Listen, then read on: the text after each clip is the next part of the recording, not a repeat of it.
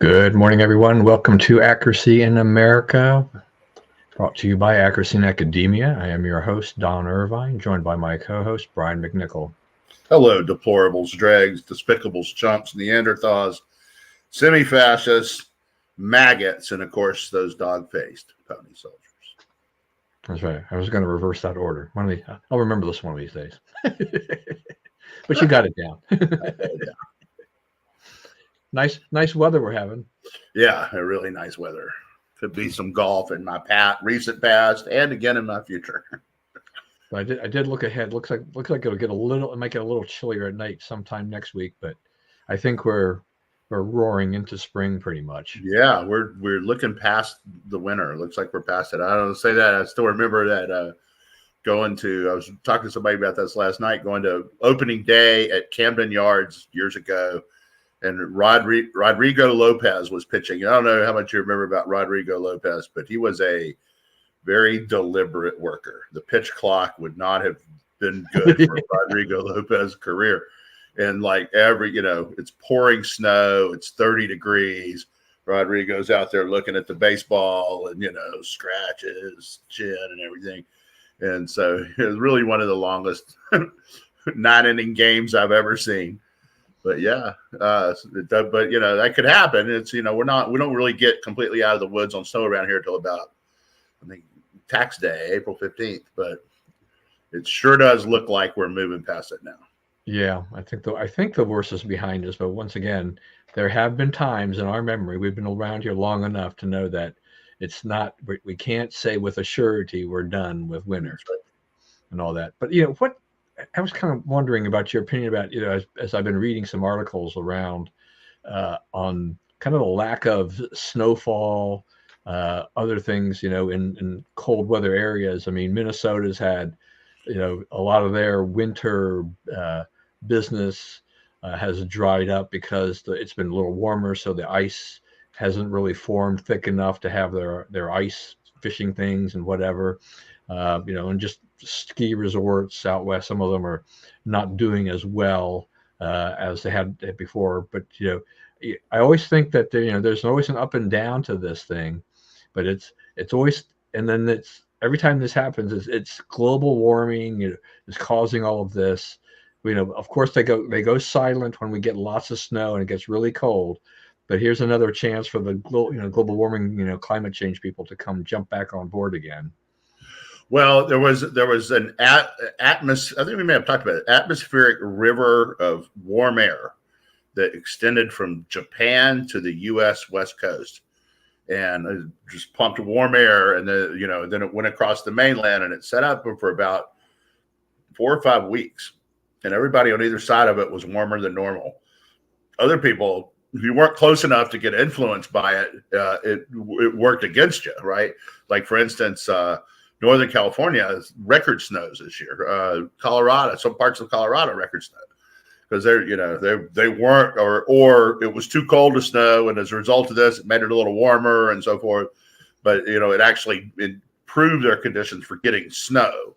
But yeah, so we things happen like that. We're having there's a lot of solar activity. The sun appears to be kind of angry right now, and until it settles down, you're going to get some wild weather.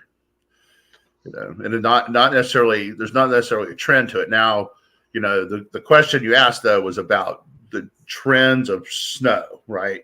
And so there's a lot of evidence that there's urban heat islands. We have there's obviously a lot more concrete in this area than there was 300 years ago, right? So when it rains, instead of seeping into the ground and then leaking into forming into creeks, then right where it's cooled in the ground and so forth, water, we have these storm drain systems, right? So we drain it into this canal, which drains it into that canal, that puts it right back in the water system, right back in the cycle, right? Without a chance for that cooling by the earth, right? It's going on pavement, right? Hot, especially in the summer, hot pavement. So you're putting hot water back into the system. So that creates its own set of variables that we're only now beginning to understand.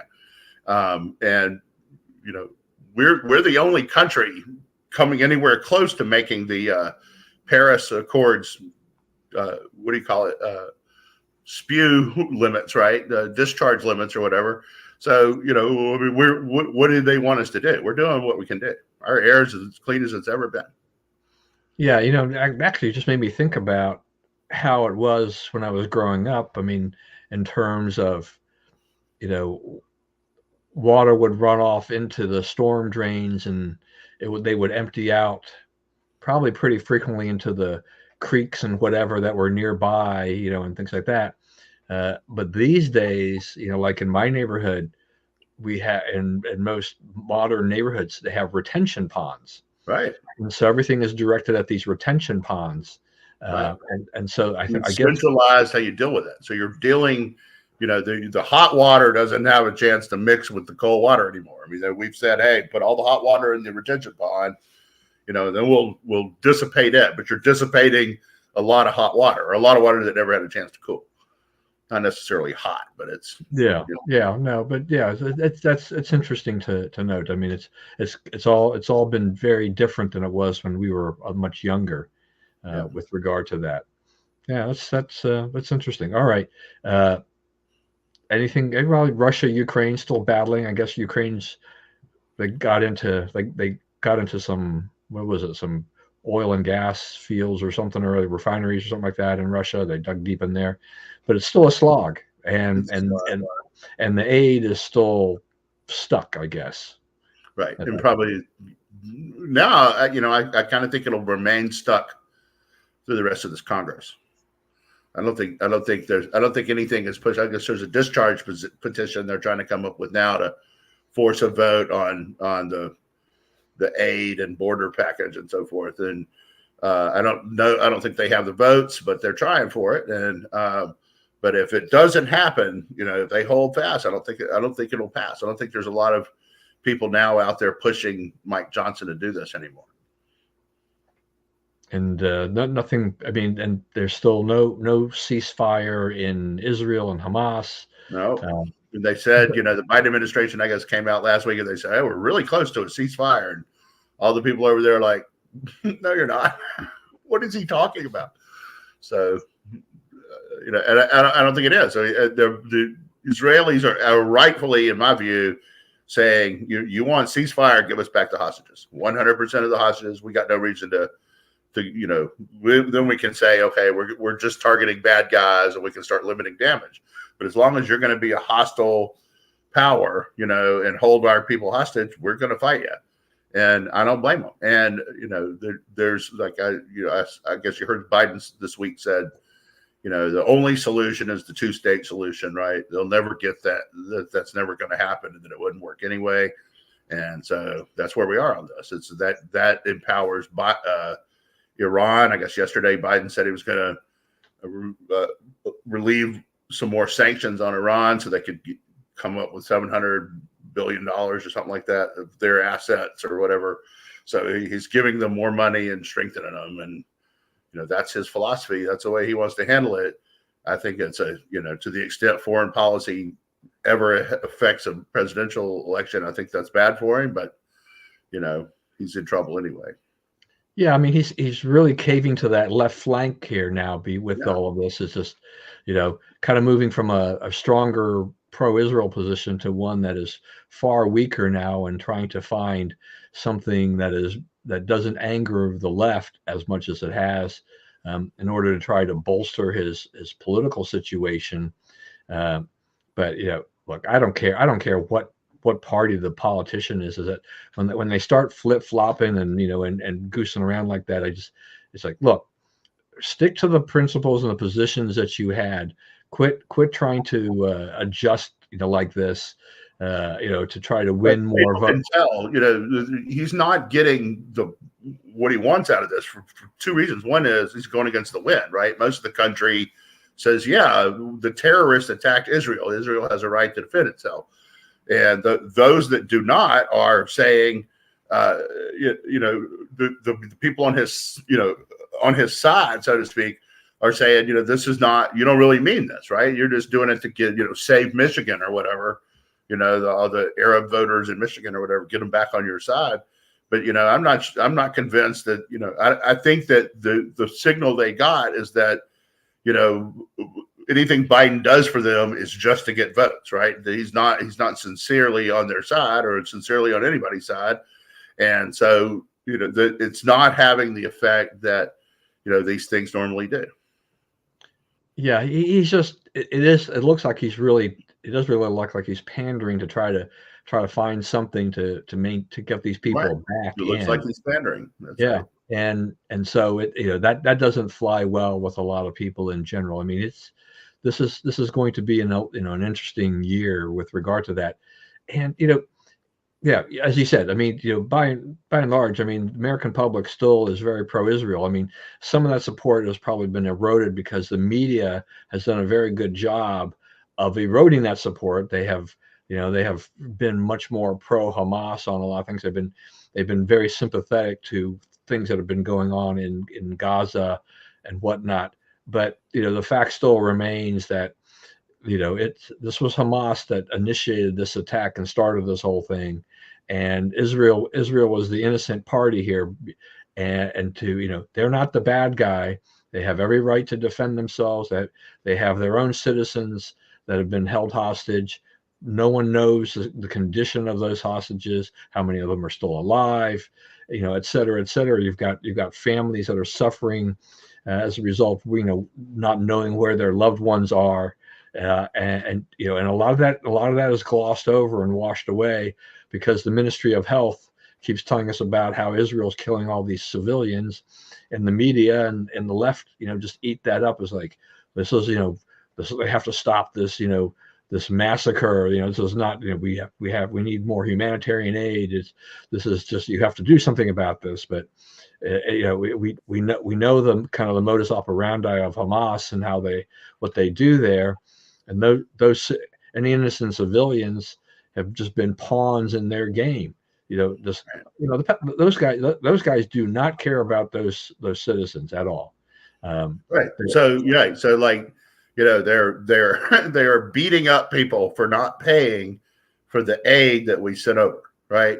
Because what happens is that's who meets the truck at the Rafah gate, right? Is the Hamas, and then they take the stuff and they sell it. And if you can't pay, they beat you up, right? So this is you call yourself sending humanitarian aid. We're sitting over here imagining this truck pulling up and people lining up for food and other whatever else supplies they provide, and that's not what's happening at all, right? You're supplying a criminal gang with inventory, basically.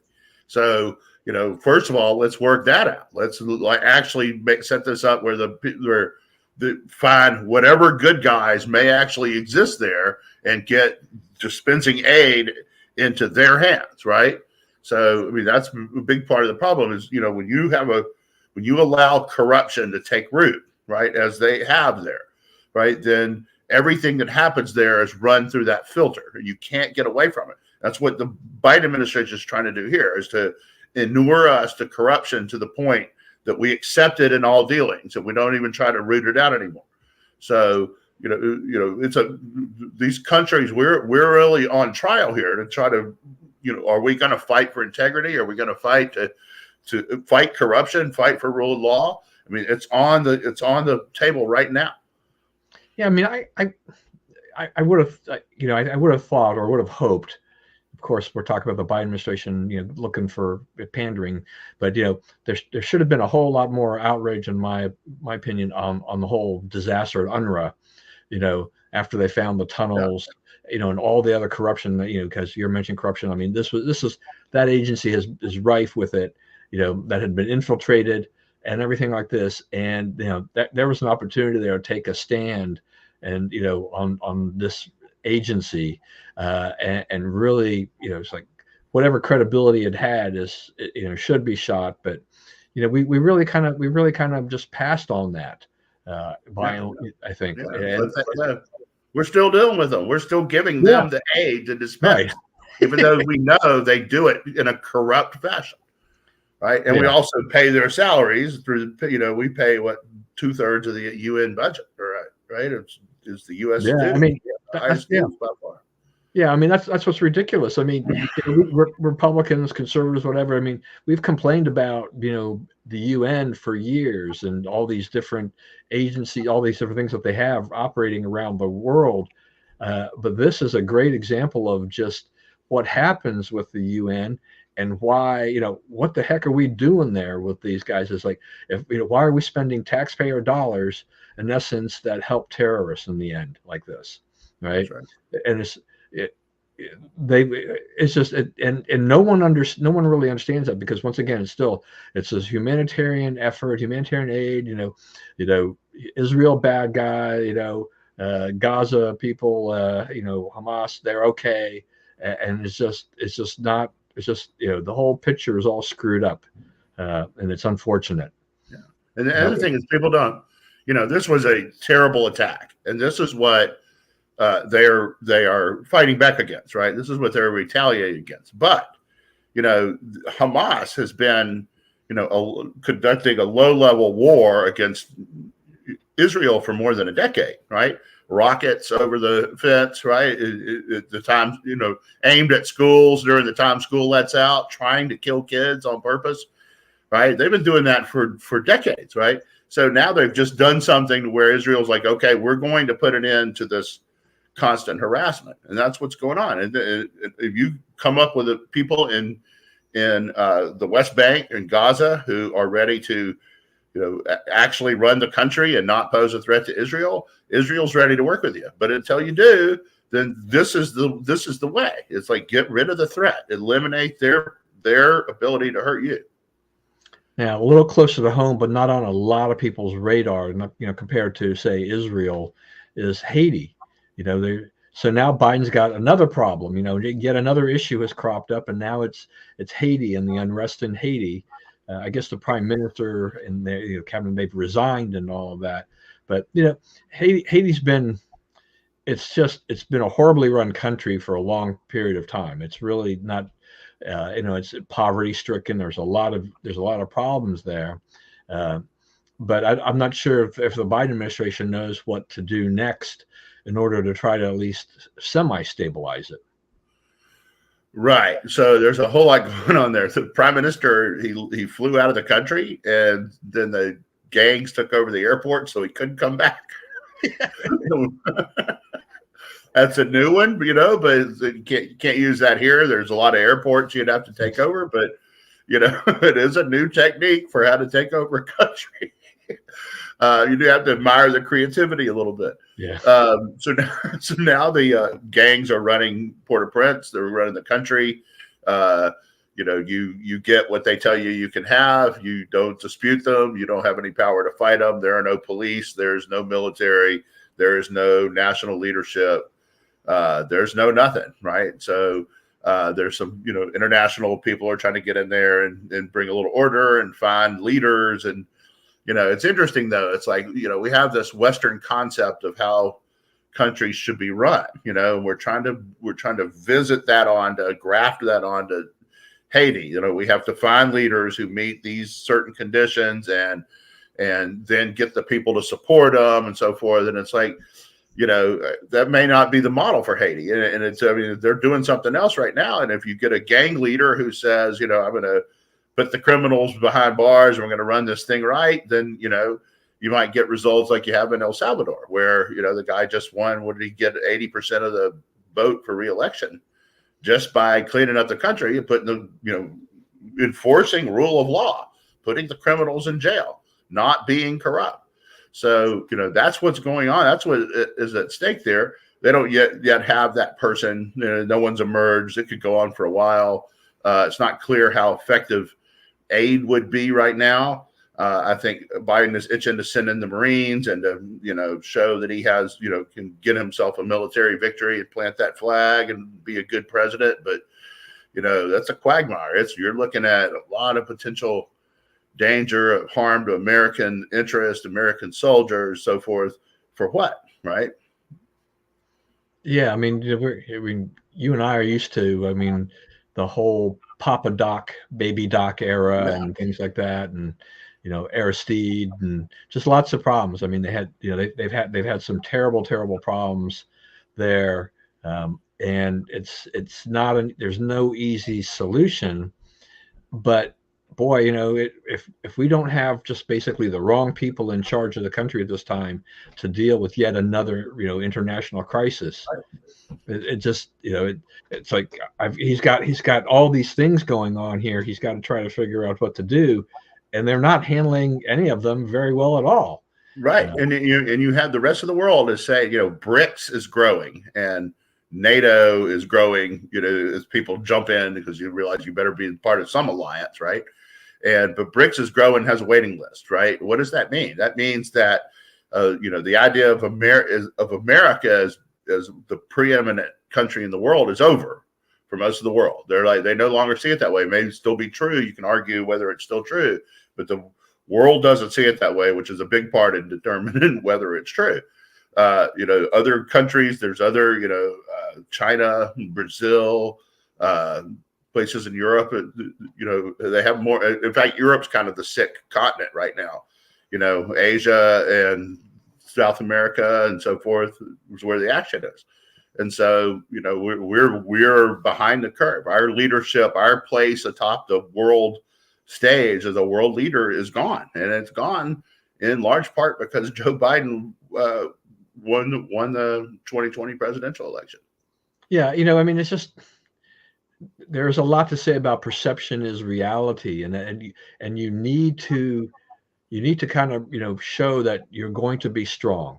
I mean that's the one thing is like Donald Trump didn't really have any great foreign policy experience, not being a politician coming into office in 2016, but he talked a game that basically said America first, we're going to do this, it's kind of my way or the highway a little bit. He basically just set down some rules and said this is how we're going to operate. He changed how diplomacy is done, and if you didn't like it, he had levers of power that other presidents didn't even know existed. The current president certainly doesn't know exist.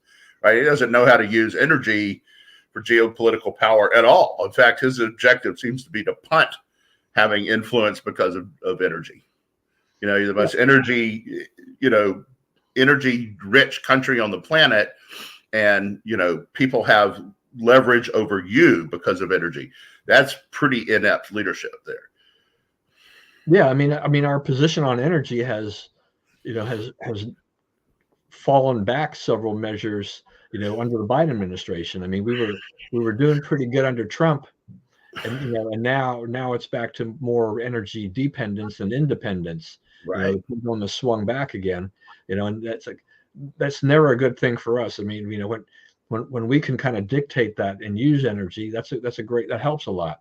But if we're reliant on bringing in 1 million, 2 million barrels, who knows how many ever how much we need to function, then that's it just makes it harder for us that we're then still tied to other countries. Do we want to be just waiting for whatever OPEC says and follow along? No. I mean, the more that we can break ourselves away from the OPEC chains, the better. But it doesn't. This administration is like the other one is the LNG, right? Biden ordered the end of all LNG permitting, right? No more LNG. Hey, so what were we doing? Liquefied natural gas is what we're talking about. So they liquefy it so they can ship it because you can't just ship gas, right? And so that freed all of Europe from influence by Russia over energy. That all of Europe was off the hook. They could heat their homes, power their power stations, whatever, with American natural gas, right? Gives American jobs, American export. It's the cleanest fuel we know of, right? And we had it set up and we built the infrastructure. A lot of that was built, with the blessing of the Trump administration. So we get this stuff. We can go undersell Russia for energy, force down the energy prices worldwide, make Russia an impoverished nation again. But no, for the to please AOC, who's still mad at Biden, we're going to cut off our all LNG, give away all that leverage, right? Just an incredibly stupid decision. Yeah, no, I mean, it's just we have an abundance of natural gas, and if we can go and ship it across the world and help out somewhere else and take their dependence off of Russia, and things like that, that would seemingly be a good thing. But no, it's like you said. And the other thing is, where is the natural gas? All right, upstate New York, Pennsylvania, Louisiana, Texas, Oklahoma, New Mexico, right? Some of the poorest places in the country. People could really use making that kind of money. There's a parish in Louisiana, the one the just south of Caddo Parish, where I'm from, is DeSoto Parish. DeSoto Parish built a whole new annex to its courthouse so people could research mineral rights, so that they could mine for natural gas there in this one little parish in North Louisiana. Okay, so if they're doing that, I mean, that's an area for growth. That's a way to grow the economy in some of the worst places, economics wise, in the country. Shreveport's the leading city in the country for losing population in the last 20 years. So you're helping the most destitute people in the country. The other contenders for losing the most population are upstate New York and Pennsylvania, right? You're helping people retain their young, talented workers at jobs that are not minimum wage jobs. Oh no, because AOC is worried about global warming. Yeah, and I mean, did they build, or were they going to build an LNG terminal down there? In Louisiana, Yeah. they have two. One at Fort Fourchon, which is right at the bottom of the toe of the boot, and one in Hackberry, which is the bottom of western Louisiana, basically. I thought they were going to add more or something like that to expand or something, but I mean, But the Hackberry had just opened. Trump dedicated it. It's that new. okay, yeah. So I mean, they provide jobs, and probably pretty decent paying jobs too. Decent paying jobs. That's right. Yeah. So yeah, it's Biden's energy policy. Yes. Right. I'm not saying it doesn't work. I'm just saying it hasn't worked. All right. We had the State of the Union speech kind of late in the year. I mean, normally it's January, February for that. And I don't know. I mean, I think they had to get the dosage right. So there was, I mean, from the media perspective, I mean, everybody was kind of watching, and that he got a lot of pluses on that, because they said he was energetic and things like that. He wasn't, they were looking for the Sleepy Joe and other indications that he had some cognitive decline and stuff like that. But beyond the media's portrayal of that, it's also just how political the speech was. He didn't mention Trump by name, but but he, by talking about his predecessor, everybody obviously knew what he was doing there. Um, has SOTU, is this becoming just a political theater now? I mean, is there any real value to the State of the Union? There is value to the State of the Union. First of all, the president needs to report on the State of the Union. Where do things stand? Right, that's a worthwhile thing, and it's good. He's an elected official. He should tell us how he's doing. How he thinks he's doing, and how he thinks we're all doing, and what did he do well? What could be improved? I think that's a reasonable expectation of a president. There is no way, and I think that everyone, to the right of David Corn would admit that there's no way that Biden was not pretty severely drugged for that speech, right? Everyone knows that, like, you can say, okay, he didn't mumble and stumble like he often does, right? But that was a whole new character for that speech, right? It was loud and angry and bizarre in a bunch of weird ways. And, the word that I kept seeing was weird, not necessarily, he wasn't spaced out like we expect, but it was weird. It's like, that's not a normal person either. That's not someone just getting up and talking to us who is confident he can make it all the way to the end of the speech either. Right. And then it was, he tried to get into them about immigration, and he got shot down. Right. He tried to take on the crowd, and the crowd shot him down. Right. They didn't consult half the country, and they can't understand why their bill won't pass. Right. It's the same thing.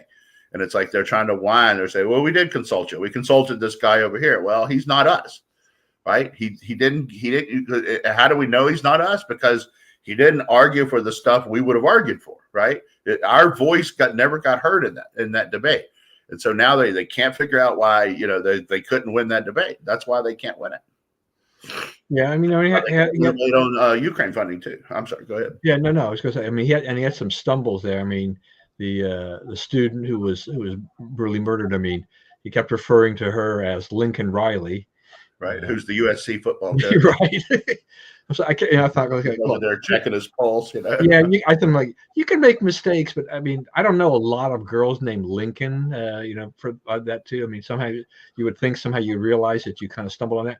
But I mean, do you think he really did he make a big faux pas or something, or Freudian slip when he used the word illegal? It seemed to upset a lot of liberals. Nancy Pelosi by mentioning the word illegal in there. Which they made him apologize. They shamed him until he apologized for calling the guy exactly what the guy is. Right? If you come into the country illegally, you're an illegal. I mean, it is what it is. It's not pejorative. It's what it is. It's statement of fact. So yeah, that kind of hurt them. I think a lot of America looked at that and said, "No, he's an illegal." What are you guys talking about? Yeah, I mean, I'll always call these people illegals. No matter how much the Democrats and the left try to, gloss over this and change these things to undocumented and all these other terms that they prefer to use. But it's like I just love to see the president of the United States, from their party using the word that they hate the most, just about when it comes to immigration, and he puts it out there front and center at the State of the Union, and like, well, now what are you going to do? He's like, how do you cover that up? He said it, people heard it, right. Yeah. So what does that tell you, though? I mean, he understands. He instinctively understands the problem in the same way that we do, right? But because of politics, he does something else. He's fundamentally dishonest, right? Everything they do is dishonest. Right? Remember, do you know what the reason Biden gave for getting in the 2020 race was? The very fine people hoax.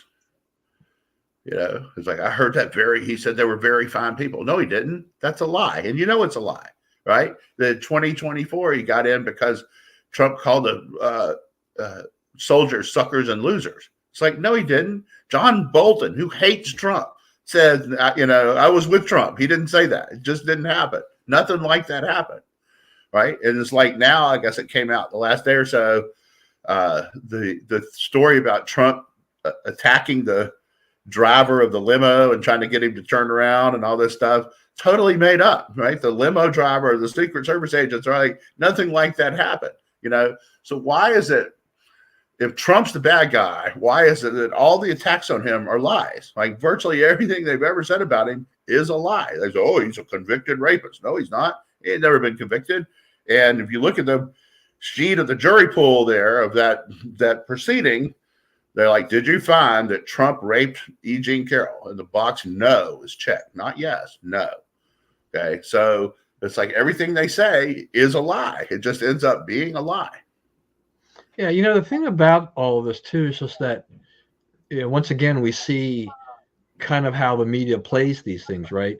I mean, whatever Trump says is magnified, by 10, 100 times, whatever, truth or not. And Trump says a lot of outrageous things. I mean, that is just Trump. He helps him. I'll give you that. Yeah. But Biden has lots of gas, but he also has lots of lies. And then he repeats the same lies over and over again, like these different stories. And they really don't call him out on this or hold him to account for this long list of things. I hope during the campaign, that we get to see some of this kind of all stitched together about this long career of Biden and his stories, and how much he's lied about this, and kind of like, the Amtrak engineer, these situations. Yeah. I did this, I did that, I all these things, which are blatantly untrue, maybe the media mentions it a little bit, but then they move on and they don't go back to it unless it comes back again, which they Yeah. would prefer not to deal with. There's one of those yesterday. I don't know if you know, there's a Robert Hur hearing yesterday. And one of the things he talked about was Biden claimed that he was somewhere meeting with some kind of world leader, and they had they showed him, they wanted him to shoot an arrow, right? They were doing archery, okay? And Biden is like, they put the target way down there, 300 yards away, and I hit a bullseye because I'm a freaking excellent archer, right?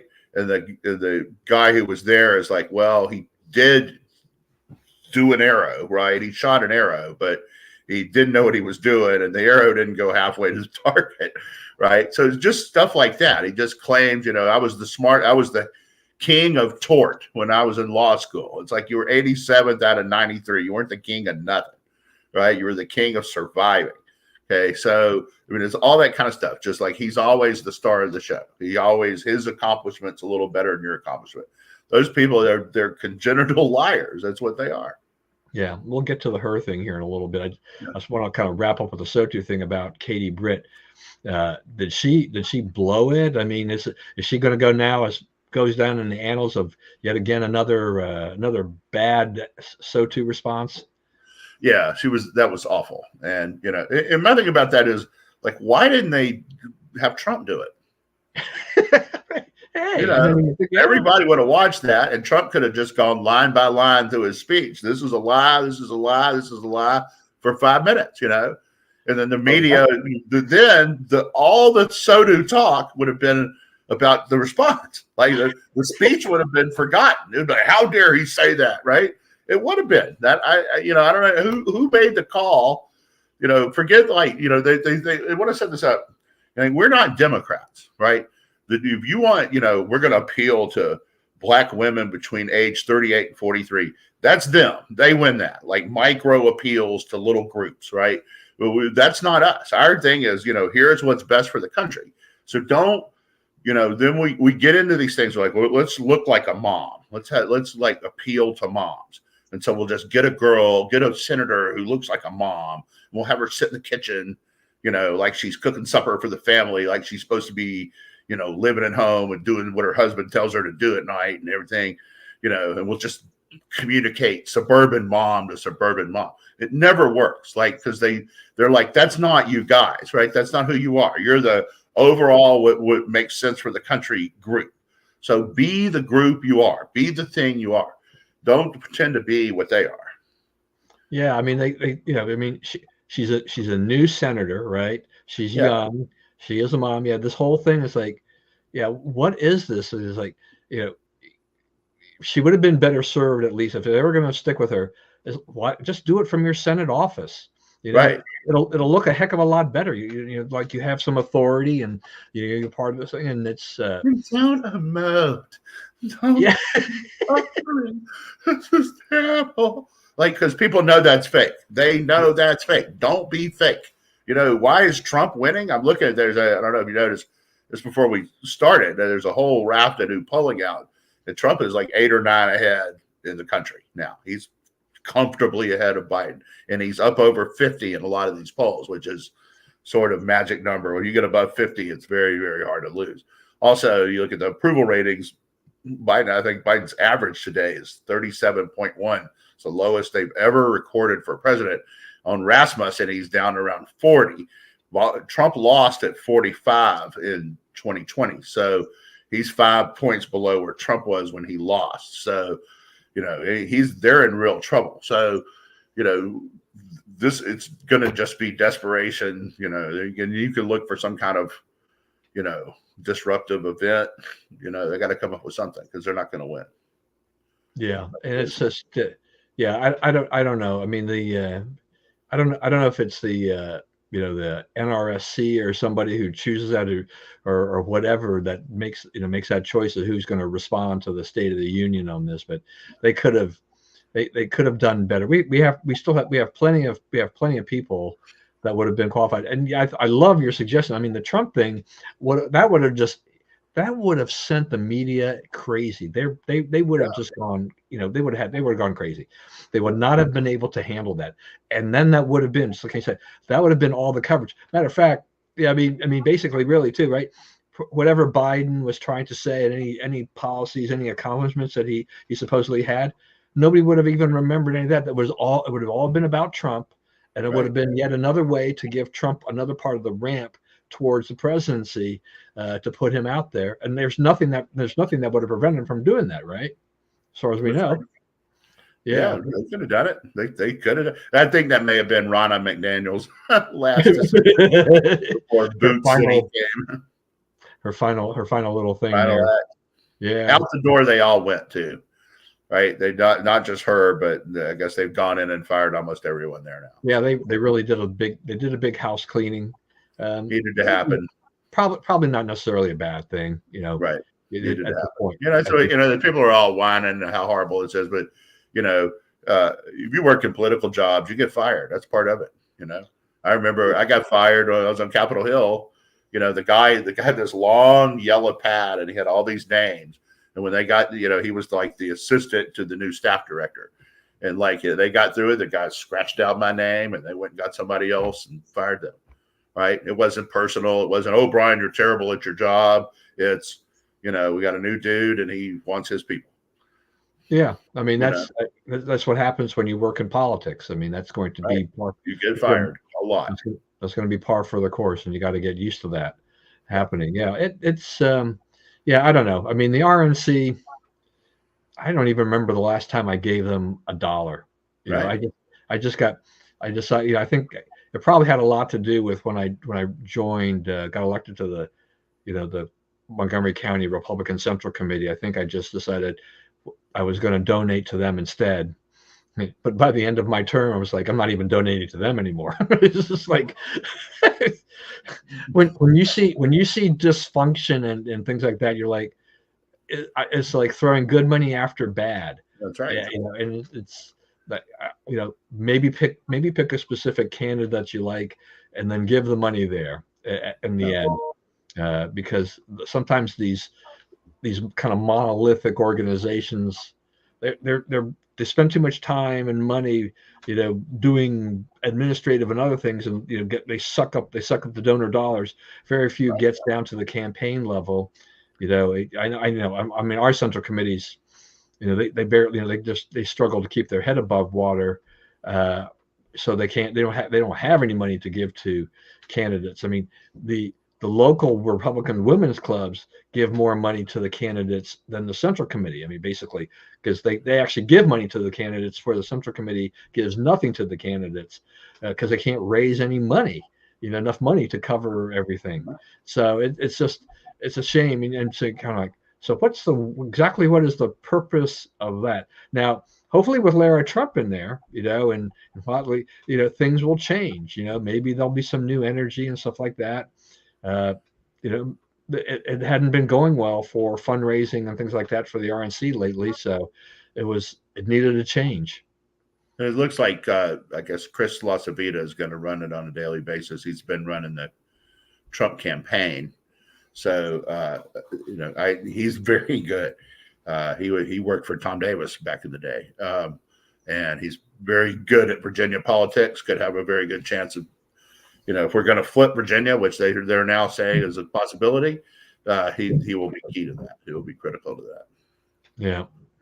All right. So we had some more primaries, and that basically moved both Trump and Biden past the goal line with delegates for to get the nominations for the parties. I mean, they'll still have to go through the official process at the conventions and everything like that. But it's we've known for a while that this was probably going to be the case. It was probably going to be Biden versus Trump, but now it sets up just under 8 months of campaigning, in essence, where they don't have to worry about the primaries, and they'll be battling back and forth, and maybe a chance for Trump to raise some money here to fend off some things and do some real damage to Biden.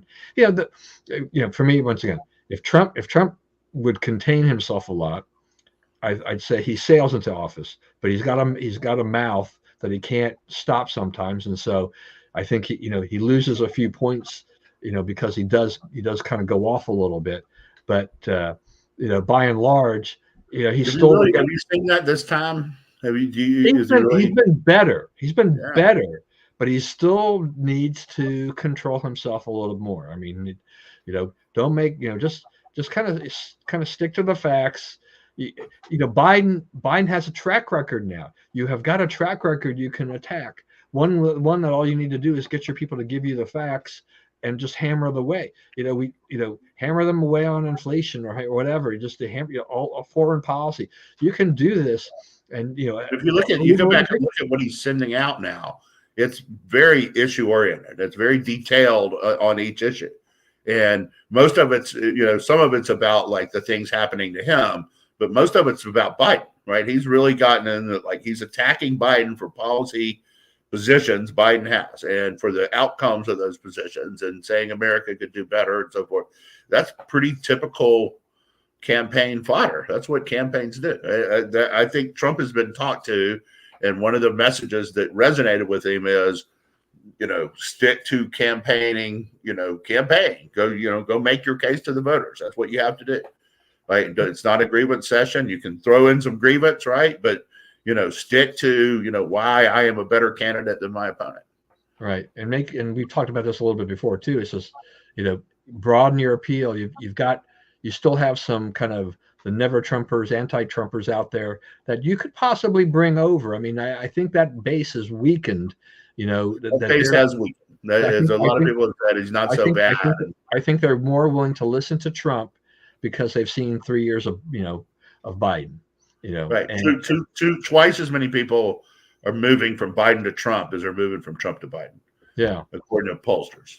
Yeah, and that's one thing I would probably believe is that I think that's things, the demographics. I mean, he's getting the younger voters, he's getting more Black voters, he's getting more Latino, Hispanic voters. These people are parity in Latino. They're all moving. There's segments that are moving there, and it's just that has got to be alarming to the Democrats because that's their core. I mean, they count on those people, and if you've got a battleground state. You can't afford to lose anybody in those demographics to the other side, to see Trump gain on that because you have razor thin margins in general. There's some of these are going to be tight. Trump may regain those battleground states that he won in 2016, or at least some of them, and enough ahead in all of them right now. Path to 270 is there.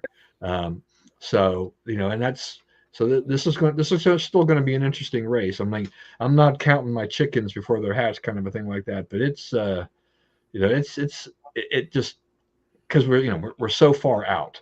But boy, if this continues to go this way, I just don't know. With Biden, is he capable? I mean, are they capable? The Democrats capable of turning this around without pulling some dirty trick, kind of a thing? That's why I'm saying I wouldn't be surprised if there's some kind of disruptive event because no one turns them around from this far behind. It is a long way to November, and Trump has been mistake prone in the past on some of these things.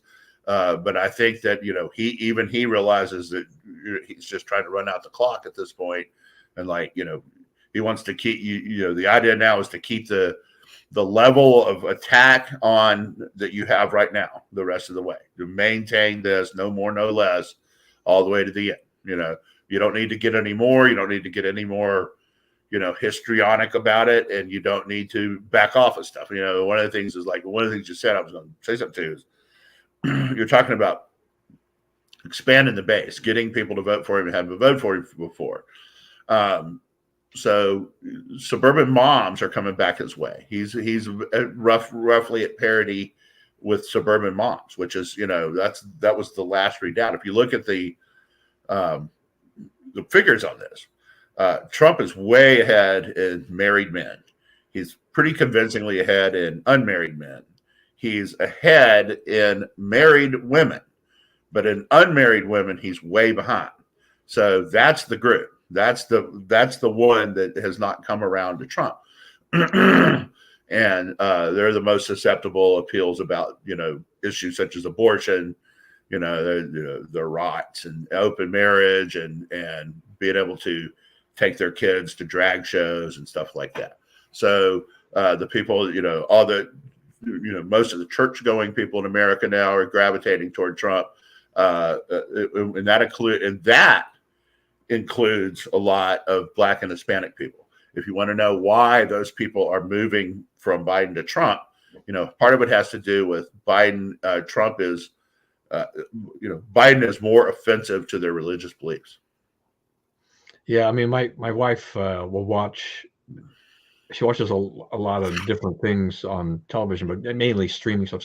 So she's on YouTube, and so it kind of bounces you around. Once you watch one thing, I recommend something else, and so she gets a variety of things from the conservative perspective.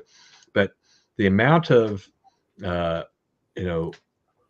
young Blacks that are hosting YouTube shows of various kinds that are pro-Trump is astonishing.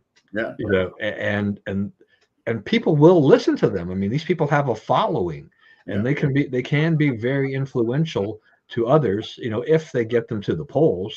That's a whole nother question too. That's a whole nother question. That's the other part of it. We talked about enthusiasm gap and all this kind of stuff before, but whether or not we get that, I mean, I think people are going to be much more enthused about voting for Trump than they will be for Biden in the long run. So I think that that also benefits him. But it is a long slog, and we'll just keep watching that every week. See we see if we have any changes or any major events that develop in between now and then. Ken Buck resigns from Congress, and that's apparently Speaker Johnson knew nothing about this. He said, but Buck was leaving Congress anyway, so that's fine. Right. It's a safe to our district. We're not going to lose the district. Yeah, we're not going to lose it, right? So it's not that. I mean, it does temporarily also narrow the majority, in Congress once again. Just that precarious, notion there. But I do think he wasn't helping us much anyway. For one thing, he was voting against most of the stuff Republicans wanted. The district is safe Republican, so it'll be a Republican next time anyway. The one good upshot of it is. So Lauren Boebert is obviously not very popular in her district right now. She was being outraised and so forth. So she decided to move into Ken Buck's district. So there's a special election to serve out the rest of his term.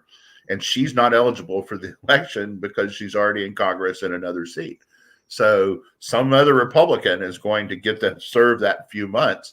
And and then it has a pretty good chance of retaining it. So, part of the effect of Kim Buck leaving early is going to be probably that we get rid of Lauren Boebert, which to me personally, that's a win-win. Yes, she votes correctly most of the time, in my view, but she's a lot more of a liability to us, especially given a safe district we could win with it. Any sane Republican.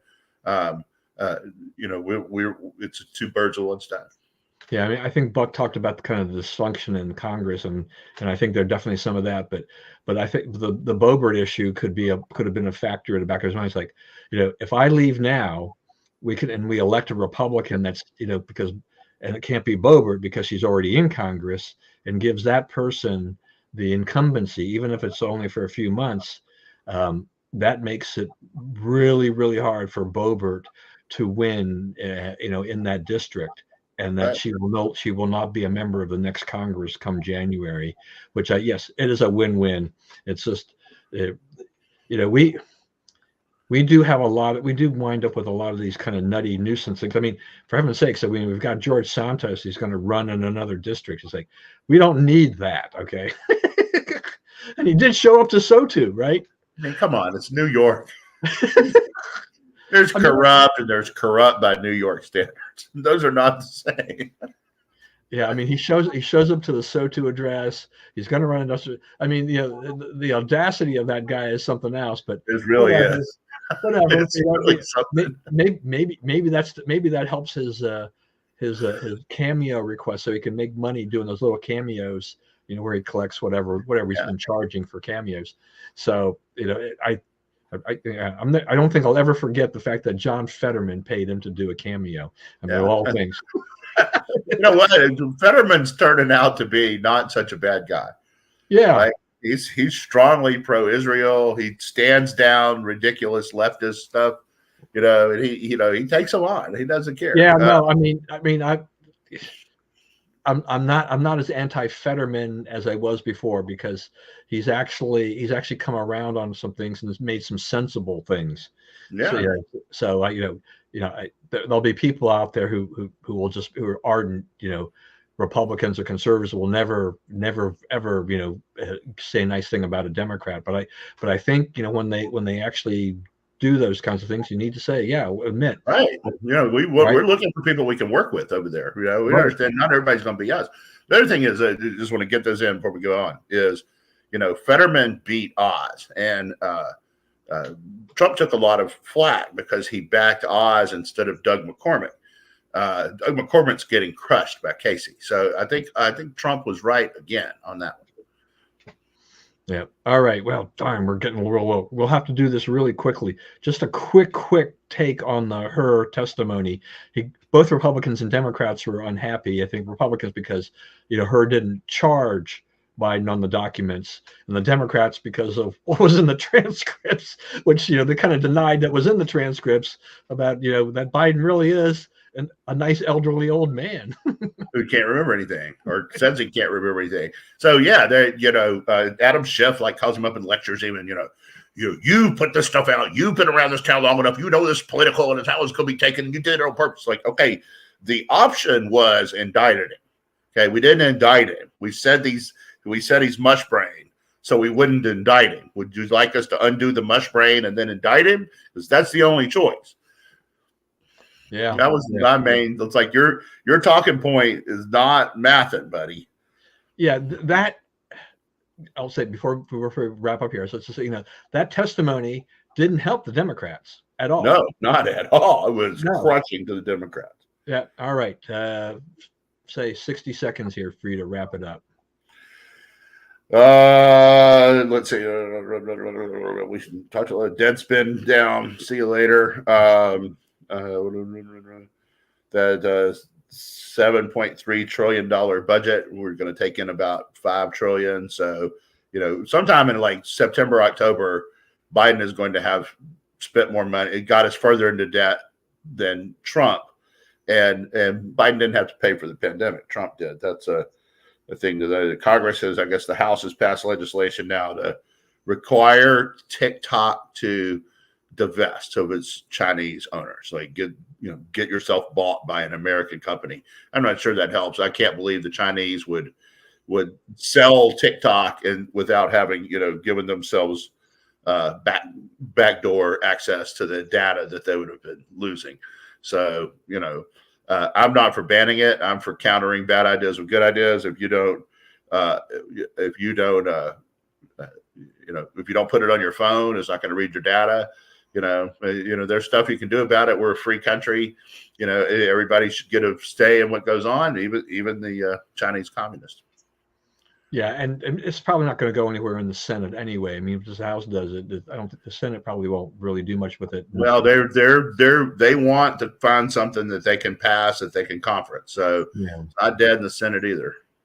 Yeah, we'll see. Weird political mix too. There's far leftist, far rightist, and some centrist in between. So of both parties. So it's kind of a weird mix of people they have in this thing. All right, everyone. Thank you for joining us again today. Hope you enjoyed it. Please, as always, stay safe and stay well. Remember, we live in the greatest country in the world. Do not let anyone tell you otherwise. And as always, God bless America. And we will see you in 2 weeks for another edition of Accuracy in America.